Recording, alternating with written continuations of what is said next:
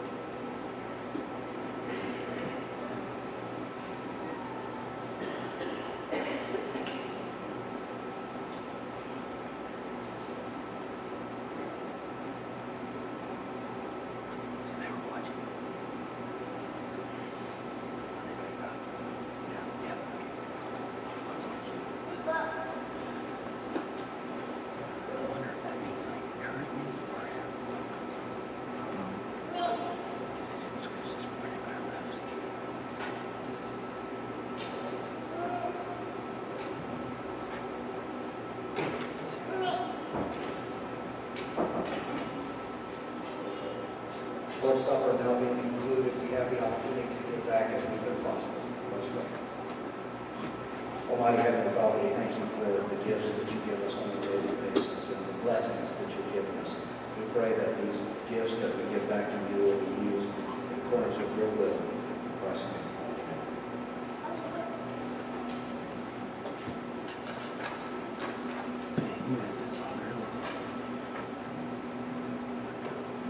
This is the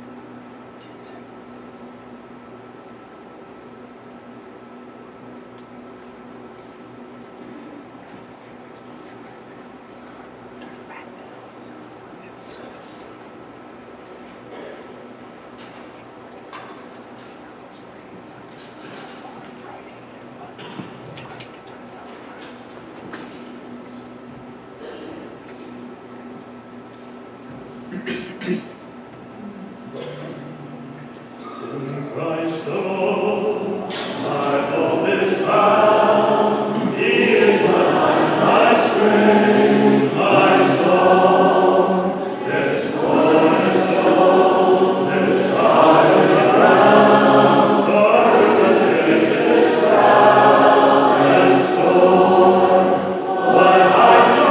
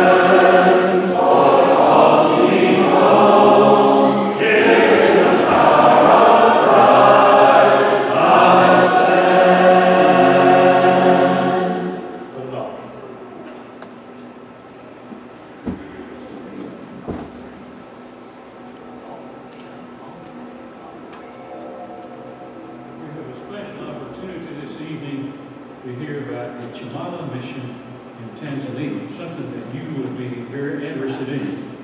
This eldership will be assuming the oversight of that work beginning January 1. This evening we have some brethren with us, some elders from the New York Avenue congregation in Arlington, Texas. We have Brother Chris Parker and Brother Andy Bennett. I wish you two would just stand for a moment. There's always something special about fellow elders, an empathy, I suppose, between us. And we appreciate very much their involvement, their dedication and commitment to mission work, which equates into seeking and saving the lost. Really, that's what it is. And I think we should recognize with Bill Stinson and his lovely wife, Cindy, who for 10 years have been the statewide coordinators, stateside coordinators for this work with you. Thank you very much. And this evening, Brother Howell Ferguson, who is assuming and taking over the reins of the statewide coordinator, again beginning January 1st, will tell you about the Chamala mission. There's lots to be said, but I'm going to let him say as much as he can, and we're not going to limit him to the clock. I don't think you can see a clock from here, Brother Howell, so you just say what's on your mind. I know he has some slides, and I hope that our program has not bombed on us with the power surge we had. So after now, I mean, you finished up now? See, I'm not sure about the procedure, but is he ready to speak? Okay, I wasn't sure about that. Now, so come on up, Brother Howell. While I'm speaking, just come up here and take your spot. You have an invitation hymn you're going to announce. 903, it'll be on the screen anyway, so come up here now. And we're anxious to hear what you have to say. Because this is some really, really interesting stuff, and it is a big and important work.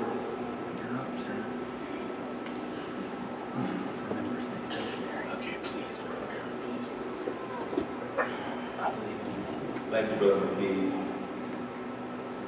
I think there was going to be a scripture reading, but if you have your Bibles, open up to Matthew chapter 28, verses 18 to 20, and I'll let you read that as I introduce our presentation tonight. Of course, you know that as being the Great Commission before Jesus went back to heaven.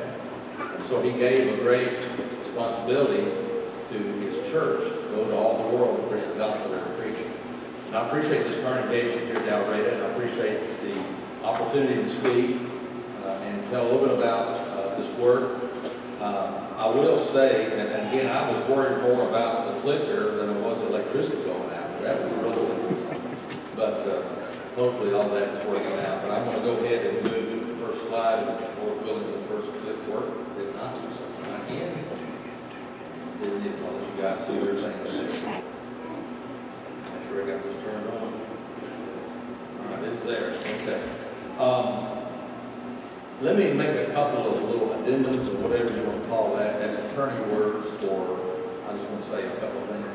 But first of all, depending on who is talking about Chamala, you might get a different presentation. I know Brother Bill Stinson has done many of these presentations, and I will admit some of the information that I got from him. He'll say the correct information is from him, and incorrect information I got on my own. But anybody who's ever been to Chamala and has ever spent any time there will tell you something different than others because there's so much to talk about it. And I know it's impossible to think of all the different things and tell all the different events and all the things to see and experience in Tanzania. The second thing I want to say is that there are no animals in this presentation. When I first started doing presentations about the Chamala Bible College in 2005, I used to put animals, well no, I think back, I did not put animals in the presentation. And then I had people ask me afterwards, where are all the animals? And so I started putting animals in my presentation. I did it for a while. Then I got the impression from people that maybe we're putting too many animals and we need to talk more about words and put the animals out in the presentation. So make up your own mind if you like animals, if you don't like them. But they are there. There are lots of animals in Tanzania.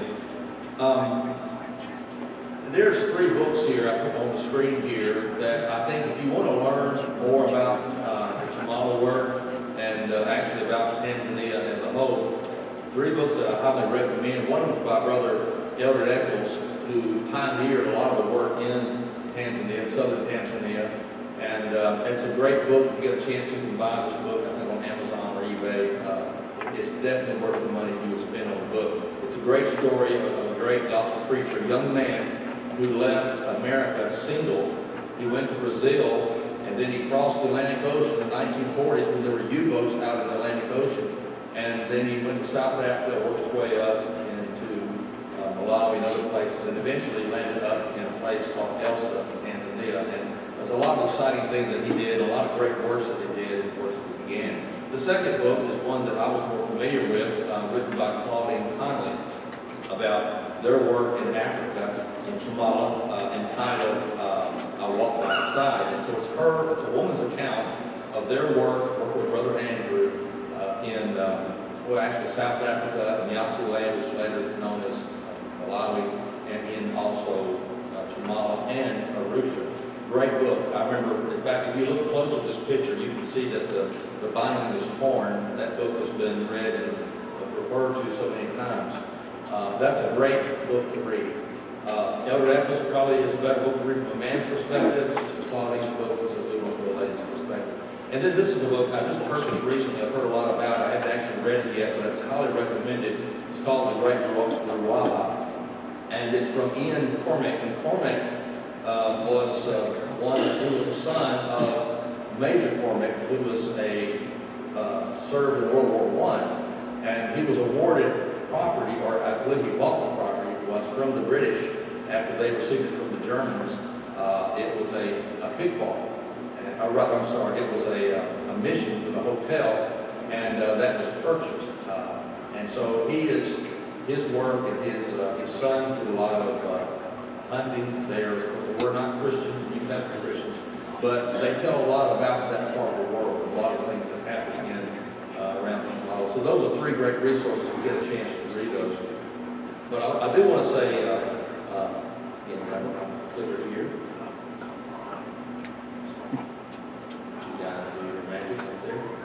Next slide. Does it need to be on the laptop? Feel it?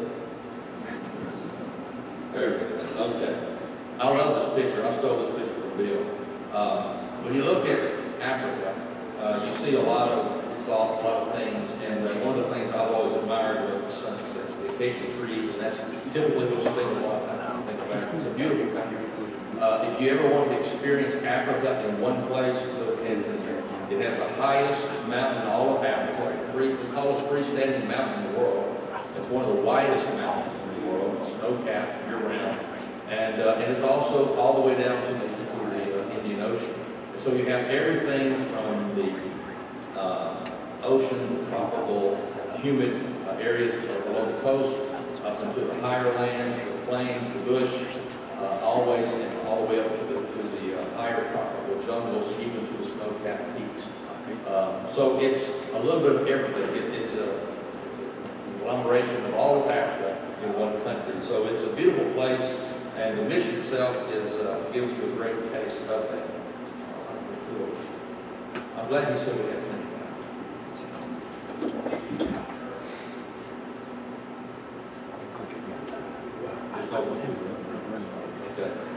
Tanzania is on the east coast of East Africa, and it is a country that is located in an area with a lot of population of people, great history that goes way back in times of explorers such as Livingstone and others, and Stanley, who worked in that part of the world. Many stories along that line. Tanzania, as you can see there, is bordered there by the Indian Ocean. To the north, there is Kenya, Uganda, and to the west, Uganda, Burundi, Congo, to the south, Zambia, Malawi, and Mozambique. So it's bordered by many different countries, and a lot of different influences come into this country. The language, the native language of that country is Swahili, and it is quite a beautiful country.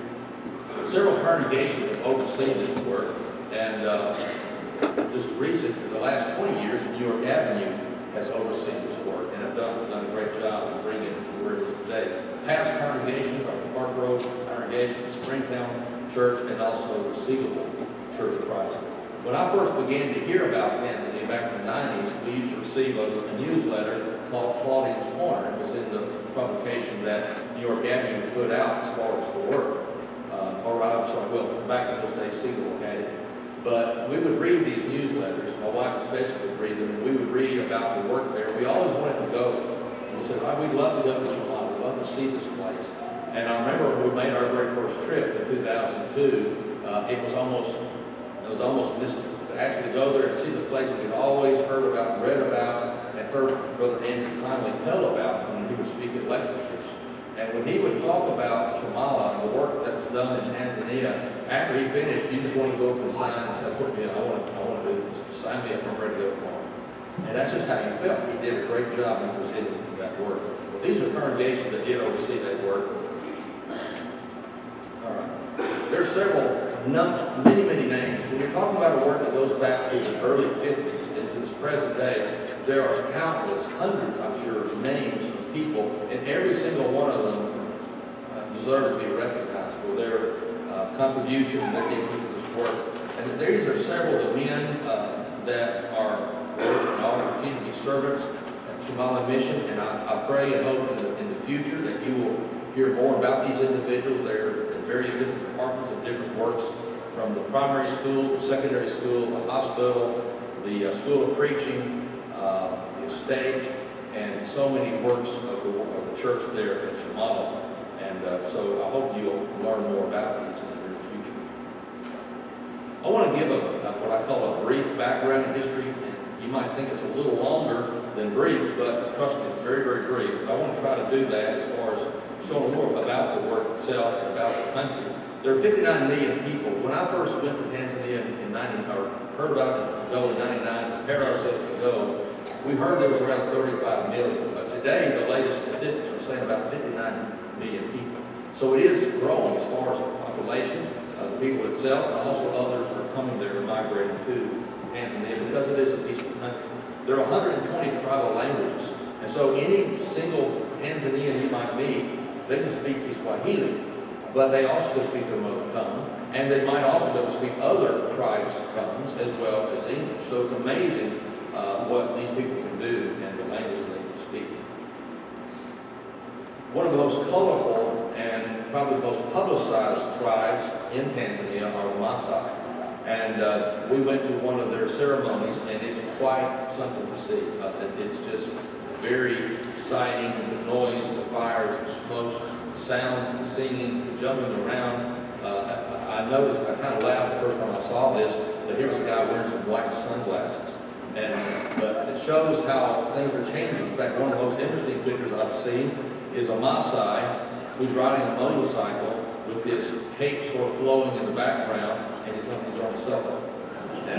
But that's just how the world's changing. So they hold on to some of the old traditions and move on forward with their modern technology as well. But they still put on a lot of these things, not only part of their culture and their traditions that they truly believe in, but also it's become sort of a tourist entertainment for people too. The first attempt in Tanganyika, as far as our discussion about that tonight, was Brother Elder Eccles back again in the 1940s. And it was difficult sometimes to get into these countries. And so he attempted, others did likewise later on. And it was these first attempts that led eventually to the creation of the Somali Mission and all that we know about it today. Here's a picture of Brother Elder Eccles in the 1940s. Again, one of the earliest missionaries of Tanganyika, it was called at that time, among the churches of Christ. There's another picture, and it was very hard to find pictures of some of these past missionaries. And this is one I found on the internet, and I really like it because they had these really cool socks on them. They were wearing there. But in the 1950s, there were 2 tracts of land that were purchased. A piece of land called Elsa. Actually, that's not the Tanzanian name, but it was a name that was given by Major Carmen. And then the Chosi farm, which is in the Usangu Plains, on the flatland down off the mountain off the Rift Valley. Here, as you can see, if you're familiar a little bit at all about the East African Rift Valley, it's just a gigantic geological fault. In fact, they say actually that part of Africa split off into two parts, very, very slowly, very, very gradually, and very, very certainly. Well, this is where the edge of that Rift Valley comes at this point, there at the Tarangire Mountains there in the top right. And so the mission butts right up against that edge. And so you go from about 3,500 feet elevation at this mission to about 6,000 feet and even upward to go further south there in the Livingstone Mountains. And so it's a location that's very fascinating in so many ways. This is the old Elsa farm. This was done by a Garmin GPS to give us an idea. There's about 323, 325 acres. And that was the original mission spot. That was a location where the first school of preaching, the Tanganyika School of Preaching, was started. And a lot of the older preachers and older members that are at the Jamala mission were trained at this school back in the 1950s. And so it's on the top of the mountain. I'll show you another angle of this. As you see another angle, this is right on the edge of this section. And this was an old German pig farm. Again, as I said, after World War I, it was awarded to the British, so the Germans lost that. And Cormac bought this property and as part of the land. You can see there Elsa on the top of the mountain. This was a Google Maps picture. The Jamala mission that we generally talk about as far as the hospital, the schools, the school of preaching, that's the flat area, 470 acres, and I just learned tonight that's really only 400 acres. But it's still a large tract of land. And then the Chelsea farm is about 500 acres. And a lot of work was done there in the past, but we no longer have that property any longer. In 1961, Tanganyika gained its independence, as well as other nations that were under European colonization and were part of their colonies. It was known as Tanganyika as far as what was at that time. And then later, the name was changed by adding Zanzibar, which was a very influential island just off the coast of Dar es Salaam. And combining those two names came up with Tanzania. And so that's what is known today. And this is a picture of the national flag. As you can see, the green represents the vegetation, the gold represents the minerals, the black represents the color of the people, and the blue represents the lakes, the oceans, and the streams. Well, after independence, Tanzania made a requirement that the churches of Christ, which had been there for some time, doing mission work, doing some farming, was required to do some kind of social work. Since Julius Nyerere, who was the first president, was socialistic in his political thinking, he had the idea that socialism would work best if it was run by the right person. So he tried, and his attempts were sincere, but it was not successful in the long term. But one of the stipulations for the churches of Christ to remain in Tanzania, that they would have to provide some kind of social service, or they would lose their ability to stay there. So rather began to think of different ideas, some called schools, some called a hospital, and it was decided that a hospital would be probably the best way to do that, because it would do two things. It would give the churches of Christ that needed security to remain in the country as a recognized church by the government, but it would also provide great help and healing to the people who were suffering greatly from malaria and typhoid and other kinds of diseases that plagued the people, and many of them died because they didn't have access to good medical care. And so in 1962, Andrew Connolly, who had been doing some work in Malawi and also in Tanzania, went back to the States and was able to raise the money to be able to buy this old hotel that the Cormac's run and the 470 acres that was running along the Great North Road. And that was how the property was purchased. There's an interesting story about the Cormac's and how the reason he was willing to sell the land, but I don't have time to tell about that tonight. This is a picture of Andrew, Claude, and Connie in their earlier years, and their children, Chuck and Mary Ann. One of the great preachers that I remember hearing in different lectureships, and I always enjoyed hearing him tell about the work that he did. They made about 3 tours, I believe, overall, completely, in the various works, and both of them, to me, seemed to die early deaths.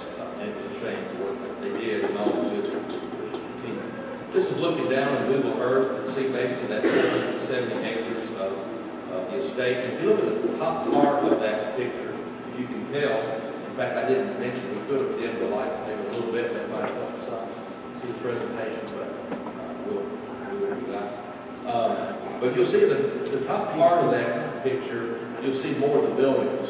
And that's because that's right along the North Road. You have the hospital, congregation, the North Church that's there, established there, preacher school. You go further over to the west, to the left of the picture, then you see also the primary school. And then you come right up to the Chamala River, which is really a life stream for that people in that area. There's another angle picture, the same one we seen earlier. Now, I want you to notice this little road. I say that's a little road. If you ride on it, it's not a little road. It has 57 hairpin curves. Somebody actually has counted them. I've tried to, but it's hard to while you're trying to drive and not go off a cliff. In fact, I attempted it on a motorcycle. Bill knows this, and I fell down only 5 times going up and down. But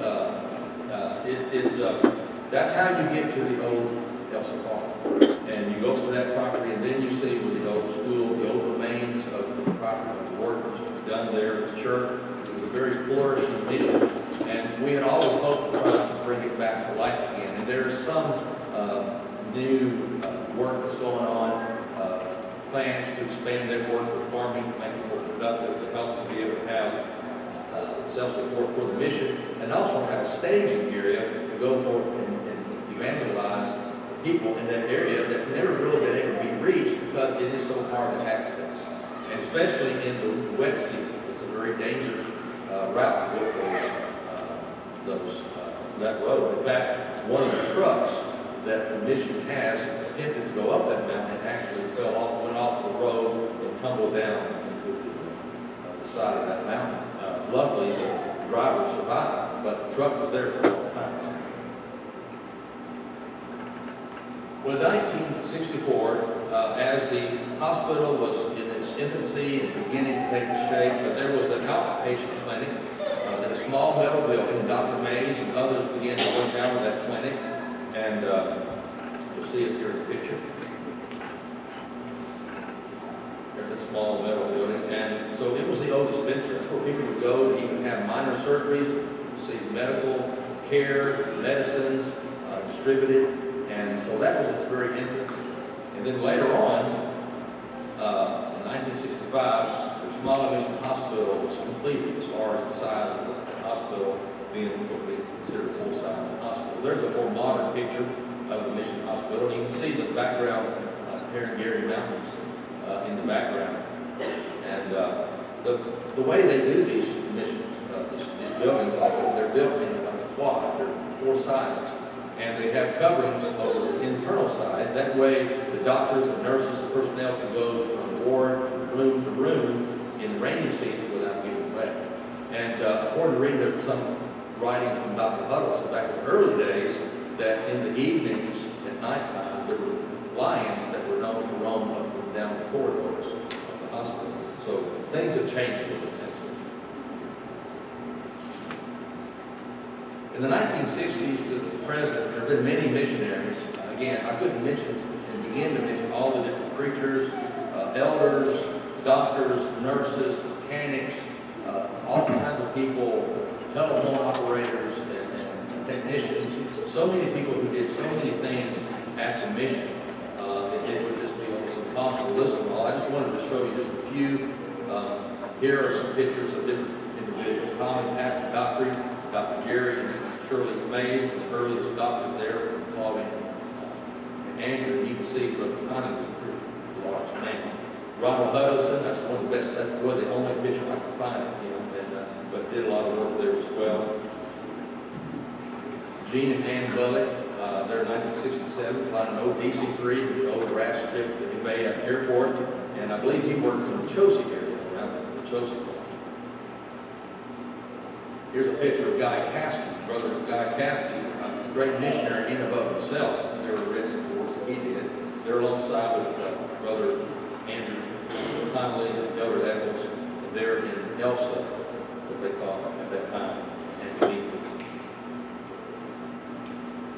these are some people that we became very familiar with. Cy and Stephanie Stafford, some of you may have known of them. They did a lot of work in the northern part of Tanzania, worked in Chamala for about 3 years in the early 90s, and then worked in Arusha. When we were recruited to do work in Tanzania, it was with Cy and Stephanie and others in Arusha that we worked with. Just about a year and a half ago, Cy passed away. But he did a lot of good work in that country. Another family worthy of mentioning are the Stapletons, Robert and Marcia Stapleton. They worked probably longer, I suppose, than nearly anyone else as a family, and those who were related to the family. All of their sons and daughters were active in the mission there, and they all speak fluent Swahili.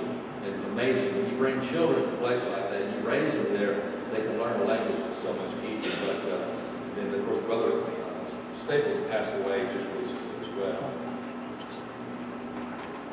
Here are some 3 doctors. You might not recognize 2 of them, Dr. Stephen Snell and Dr. Frank Black. Brother Frank Black has been going back and forth probably longer than any doctor.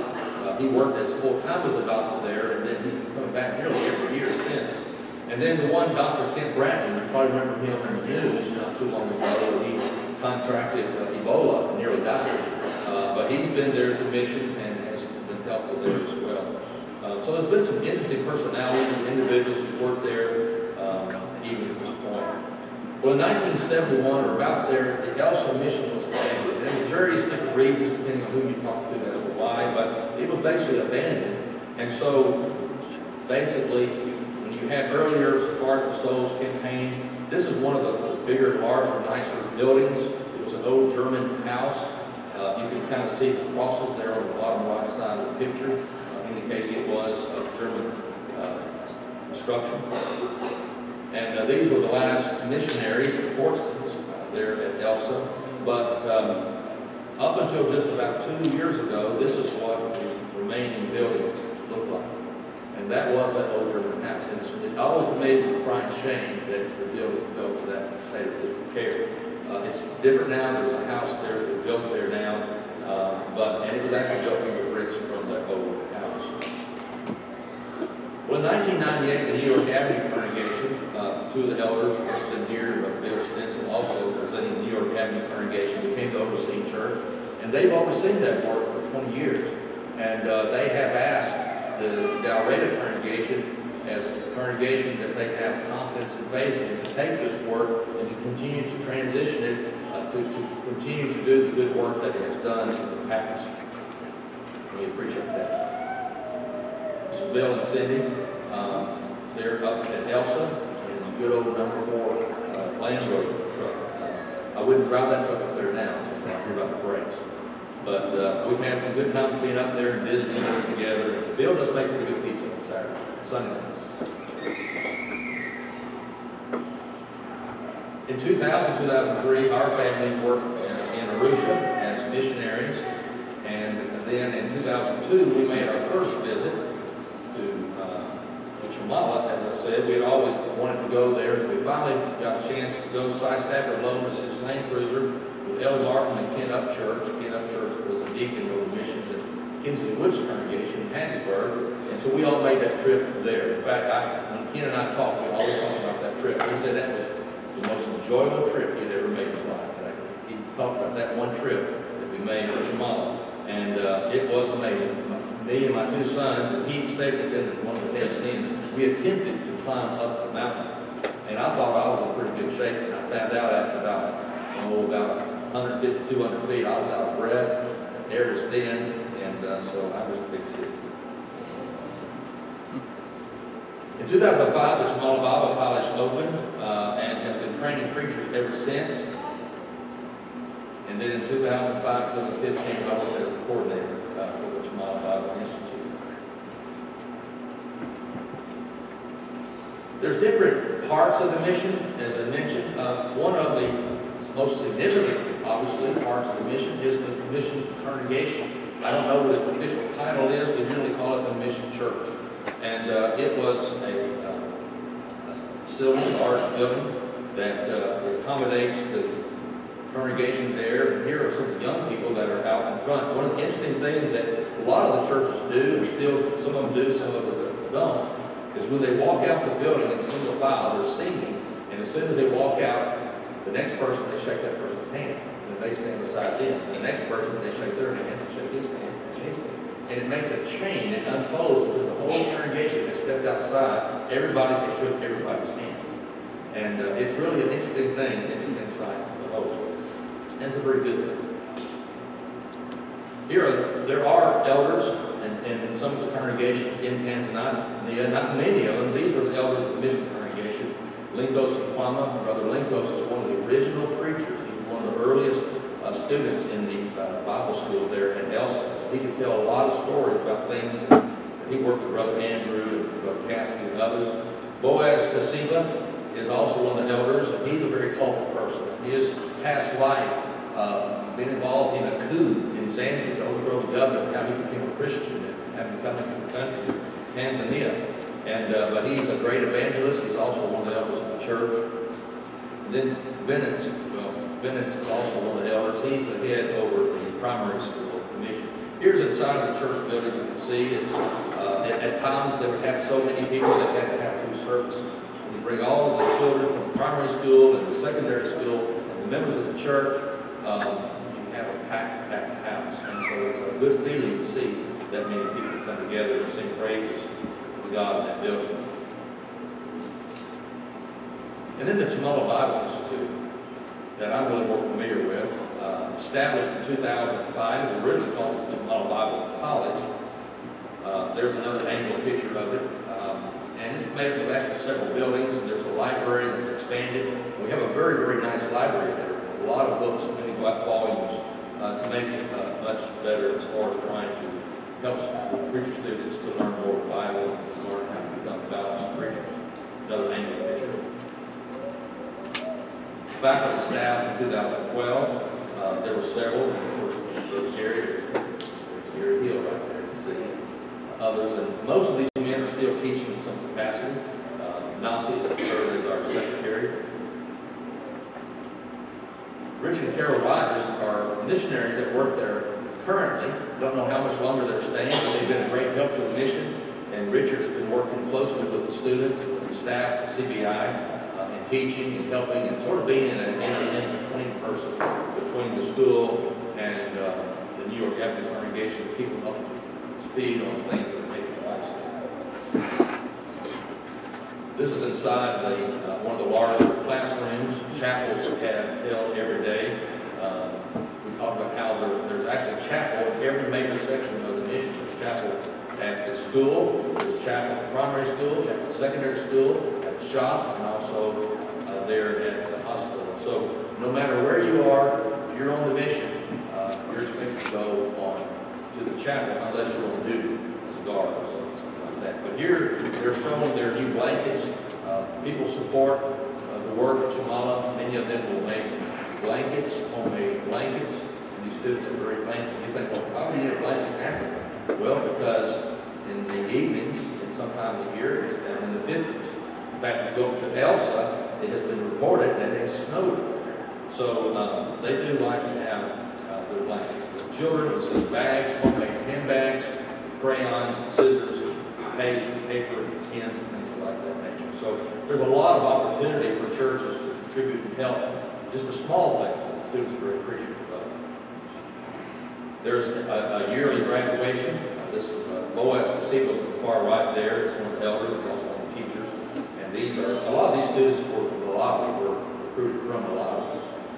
They already know English, so that hurdle is clear, having guys from that part. Here are the different classes. This doesn't represent all of them, but it gives you sort of a sampling. All of these men went through the program and graduated from CBI.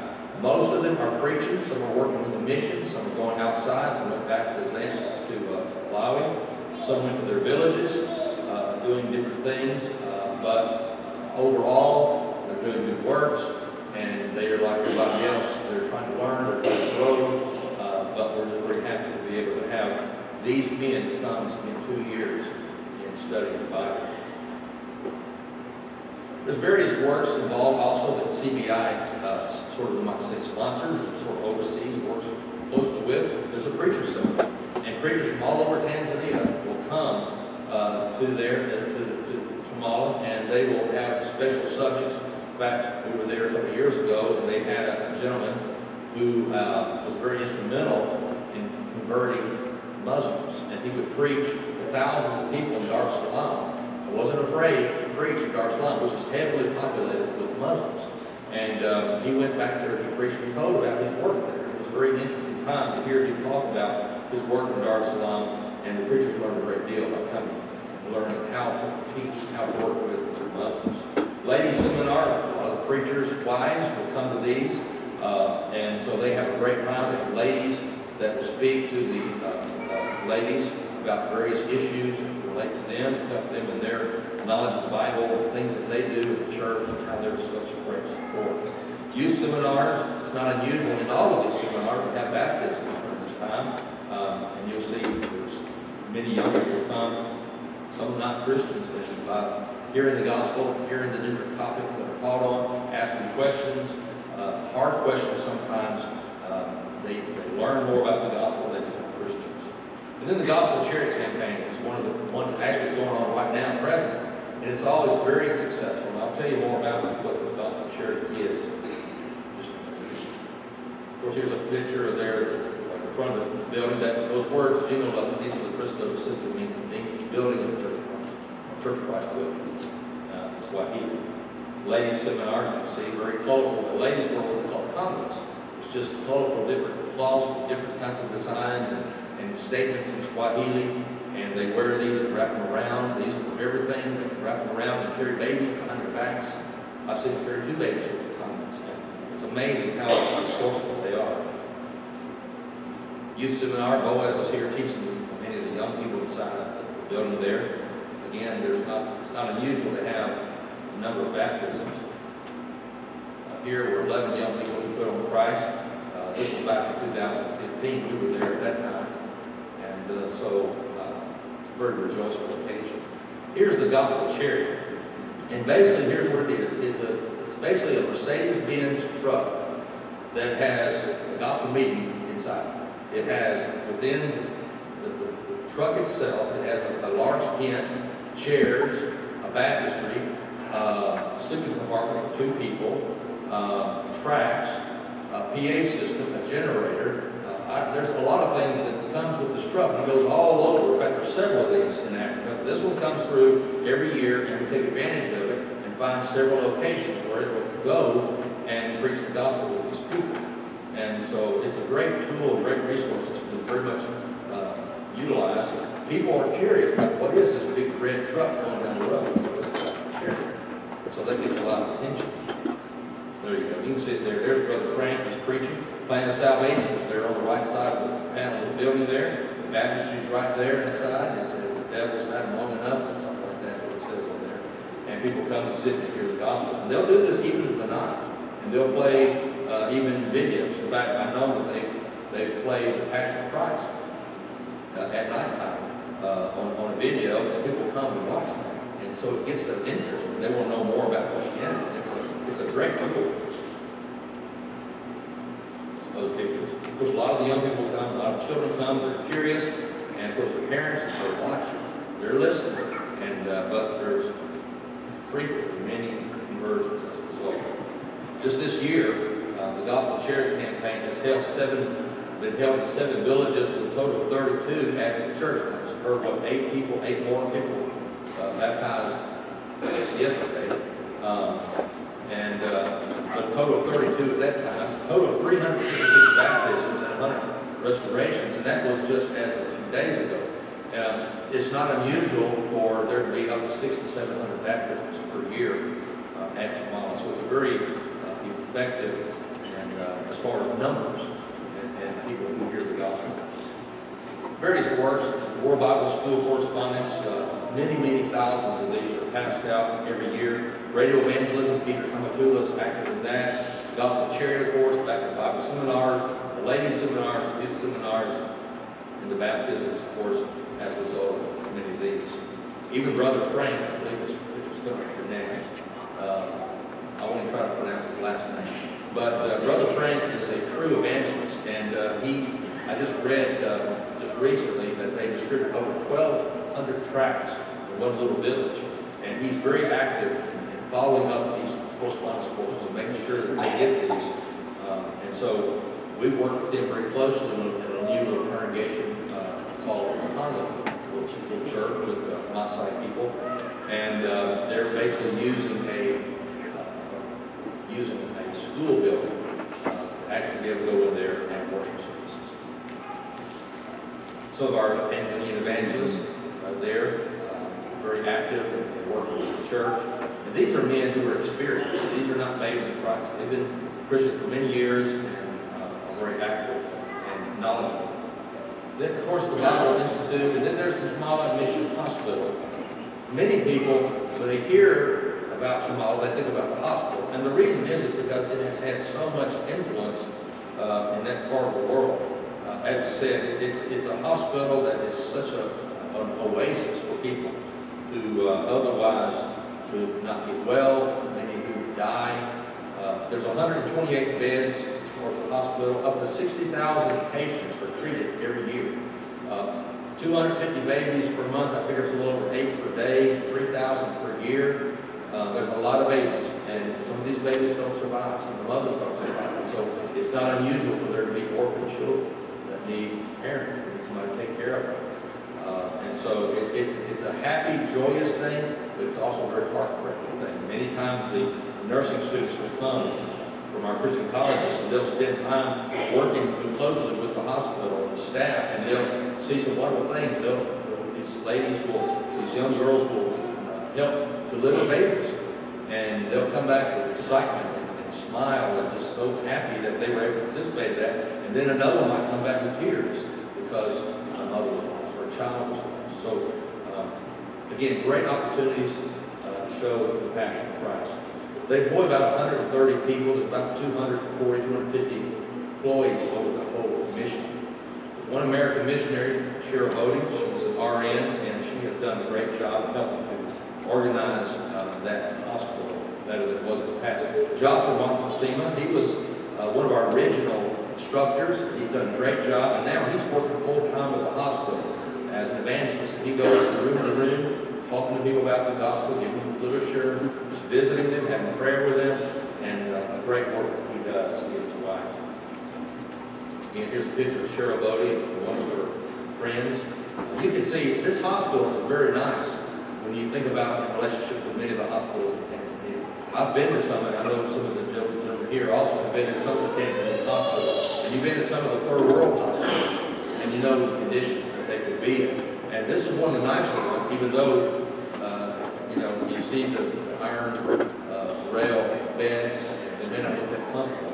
But for a Tanzanian who usually sleeps on the dirt, or on a mat, in a mud hut, or concrete floor that's cold, that's a very good place to rest, especially if you're ill. Here's some of the nursing students. Mary was teaching class, and they would want to go with us, and we would go to different churches and congregations, and they'd come along. And of course, the young children, the Maasai children, love to have us visitors, and they just like to be around us. We got to be able to spend some time with them and teach them the gospel. And so Mary and others would go, would teach the children using songs in Swahili, or teaching Bible classes with visual aids. So just like here in the States, very effective words. This is one of the great resources that just been gained recently. And this was all done by the staff, the hospital staff. And so as we're trying to lean more towards self-sufficiency of the mission, here's one of the areas in which they have shown leadership, and they've gotten together and were able to bring the money into buying this ambulance. Because many times, whenever people will come to Shamala, to the hospital, and they're being treated, and they realize quickly that Shamala doesn't have what they need, and so they'll transport them to Bay or wherever they need to be, or maybe there's somebody far out that needs to be brought into the hospital. Again, something like this is a wonderful plus when you see what they used to bring patients in, which is basically a pickup truck with a covering on the back, and that's how they would haul patients. So this is like a cabin. This is the new OB ward. These beds are actually electric beds. Bill, I know his bachelor works with those beds. They're very heavy, but very nice to have an OB ward there at the hospital. So things are getting much better. This is a new anesthesia machine that was just purchased and taken over there. Again, a great improvement over the old ways 2 surgery lights donated recently. These will be put into the operational rooms where they'll have much better lighting when they're doing surgeries on people. You know, I could tell you, I didn't put pictures in here, but there's solar lighting. Solar panels have been installed because the power goes out a lot. And if you're in the middle of surgery, power goes out, that's not always a good thing. So now there's solar panels. That part has been helping a lot with the hospital so that the patients don't suffer. Then there's the Shimala Mission Primary School. Again, this was the first part of the school that was built. It is, I think, 500, 550 primary students that are there. And so these children come from all kind of places all over Tanzania. They get really good Bible-based education. They learn the basics of education any child would learn, but they also have not only chapel, but they also have Bible classes. And so these children will hear the gospel, and the older ones frequently will become Christians before they leave. Here's inside the compound, again, the quad compound that's there. Every morning, all the children line up, single file, and they will sing, you know, I have decided to follow Jesus, or some song like that. They'll have devotion every day. Here's inside one of the smaller children's classrooms. When we were there at this particular time, I believe two of the teachers had died. So there was a vacancy, so Mary was able to go in there and do some teaching with them to sort of fill that time period for several days until they could get someone to teach. Here's some of the children. You see all these desks and things. These are all handmade. In fact, some of the earlier ones were made from the lumber that came from the back of the mission. This is one of the ladies, a lady who has really kind of proved that the plan of educating people really works. She was a graduate of primary school, now she's a teacher in school. There's other examples. Then there's the Herring Christian Secondary School. This school was named after one of the elders of New York Avenue, Brother Herring, Jerry Herring. And he passed away, but he had the idea that he felt, and they all agreed, that they needed to educate Tanzanians so they could read the Bibles for themselves. And so it was a great opportunity. It took a while to happen, but it finally did happen. It's had great success. The numbers are down a little bit right now, but we see them hopefully improving. Again, they have chapel every morning. And the late Brother Herring's wife, Carolyn, is the secretary of Kern. And so she's very, very sensitive to the mission. She wants to see the mission succeed because it's very dear to her heart. Here's some of the children inside. And so we always have opportunities, visitors have an opportunity to go there and talk to them, tell them about who we are and what we're doing, and tell them about the true reasons, the real reasons that we're there. And that is to try to seek and save the lost.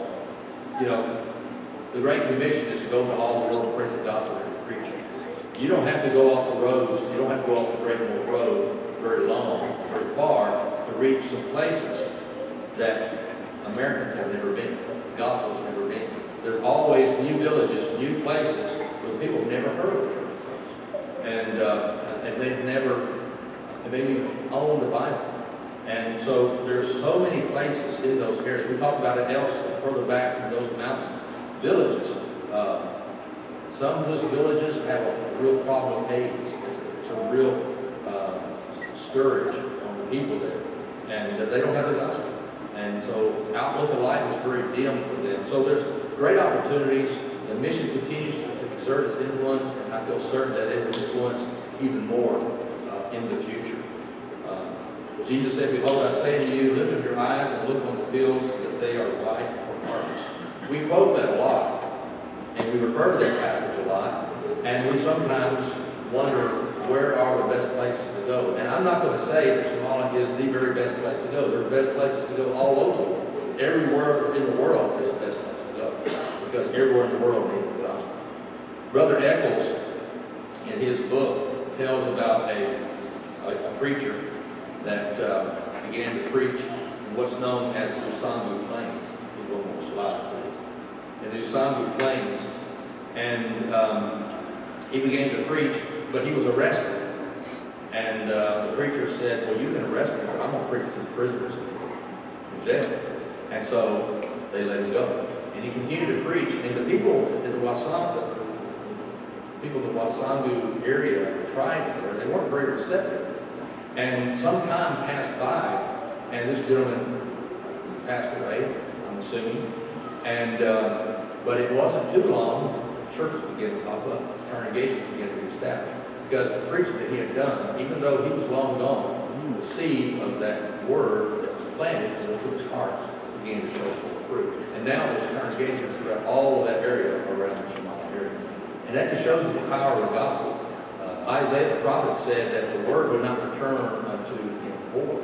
It would accomplish that which he had determined and sent it to do. And so we believe that. If we didn't believe that, then we wouldn't be gathered here together. That the word of God is quick and powerful, sharper than any two-edged sword, piercing even to the dividing asunder the soul and the spirit from the joints and the marrow, and is a discerner of the thoughts and the intents of the heart. The gospel can see in each one of our hearts. It knows what's on our mind. It knows what our thinking is. And it knows our problems. It knows our struggles. And if we would allow that word to turn us to him, allow that word to create that kind of faith that is required to serve and to please God, that we would turn to him, confess Jesus Christ as the Son of God, and be immersed in water, to die with Christ in baptism, to be raised as he was raised from the dead, to walk in the newness of life. And so the word is to go out to all the world. It's not just a message. It's not just some words from a book. It's a living message. It's a living word. And when that word goes into a good and honest heart, it will produce a child of God. And maybe you're here tonight, and maybe you have never thought about becoming a Christian, or maybe you have thought about it, but you're just not really sure. Well, you know, there's people in these countries that would never have the opportunities that you and I have. I've heard an invitation extended thousands of times, and I bet most of you have as well. Some of those people may only hear it at one time. And what will be said in the judgment if I don't know about the gospel? These people would do it if they could only hear it one time. If you're here tonight and you're not a child of God, this is your invitation. This is your opportunity. Or maybe you are a Christian and you have just let life go by and you haven't really taken your spiritual life seriously, and you need to be restored. Maybe there's sin in your life. Maybe there's something that's keeping you, separating you from God, from your service to the Lord, from the congregation.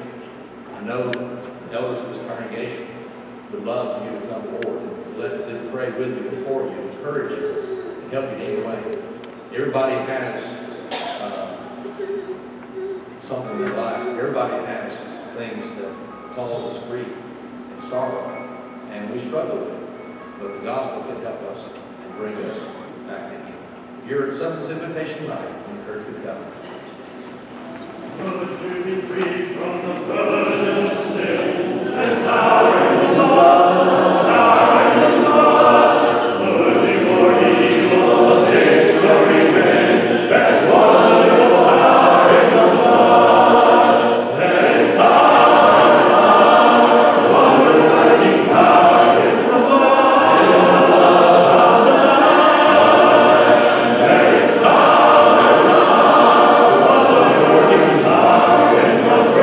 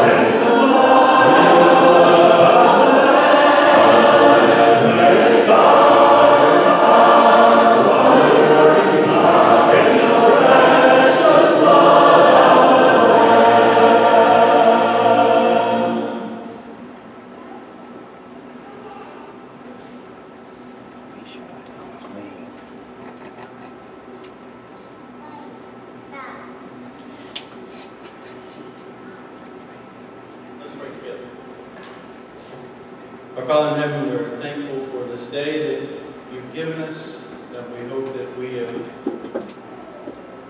our worship has been pleasing to you in all things that we've done.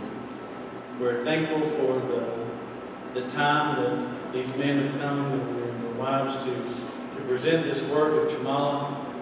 God, we pray your blessings upon Brother Howard and Sister Mary as they endeavor in this new work. We pray that you will give them many years of service in your kingdom.